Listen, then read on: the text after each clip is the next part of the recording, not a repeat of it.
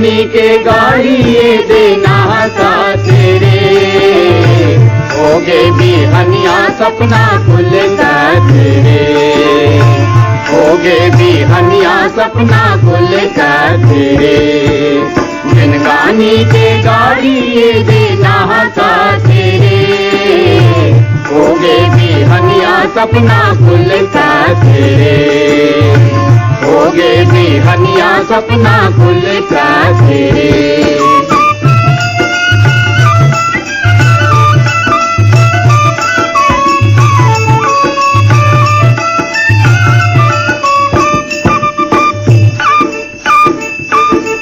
हंस हंस दुख के नदिया तौरन पाटन अल करके खाई, हंस हंस दुख के नदिया तौरन पाटन अल करके खाई।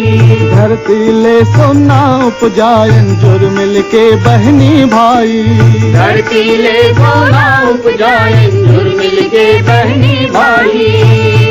घर घर जोत मया के बरगे डाबा कोठी खालो घर गे, अंत ले मृत्यु घर गे अब नहीं माँ कह कर लाई, अब नहीं माँ कह कर लाई, अब नहीं माँ कह कर लाई। दुर्मत के आँखिले आंसू ये कैसे डर कर तेरे, होगे भी हनिया सपना खुल का तेरे, होगे भी हनिया सपना खुल का तेरे।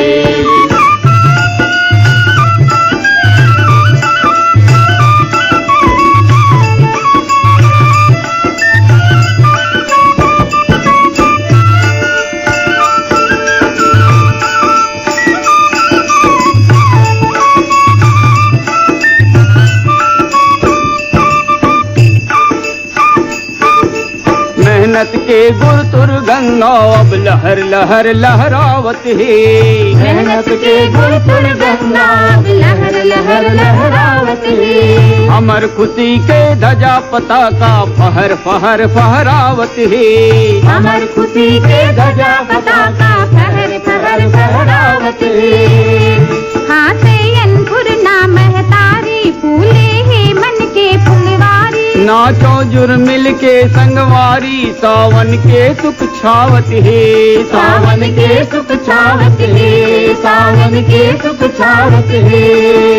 चंदन कसमोर गाँव शहर मन ये कैसे का मक्का तेरे, होगे भी हनिया सपना खुल का तेरे, होगे भी हनिया सपना खुल का तेरे।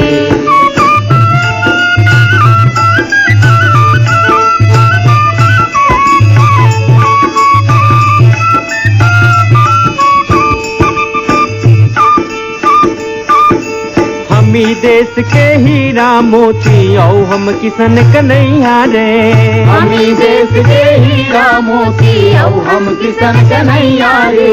हो नामा बूढ़त डोंगा के जम्मू हमन खेवैया रे, हो नामा बूढ़त डोंगा के जम्मू हवन खेवैया रे। कौन दिल किस्मत ला उजराबो अपने देश के मान बढ़ाबो, माटी के खातिर मर जाबो हमन सबो भैया रे, हमन सबो भैया रे, हमन सबो भैया रे। हमर तरक्की के चंदा ये कैसे चमकते रे, होगे भी हनिया सपना खुल का तेरे, होगे भी हनिया सपना खुल का तेरे।